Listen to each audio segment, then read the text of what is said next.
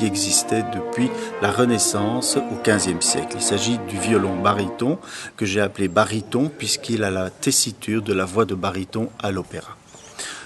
Tout simplement. C'était le premier des violons qui est issu de la viola da gamba.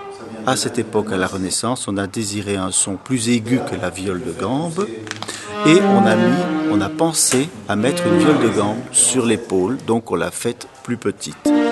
C'est le premier des instruments à bras qui a été inventé et qui a commencé à engendrer toute une musique.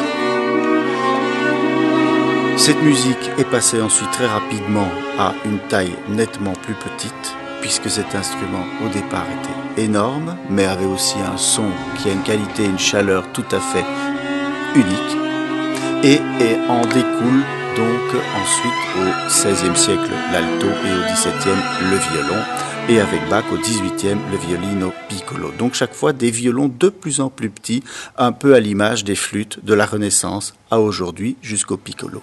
Cet instrument, effectivement, quand je dis quatuor, est le chaînon manquant du quatuor, puisque vous voyez dans tout quatuor ou tout orchestre, il y a 2 violons, alto, violoncelle.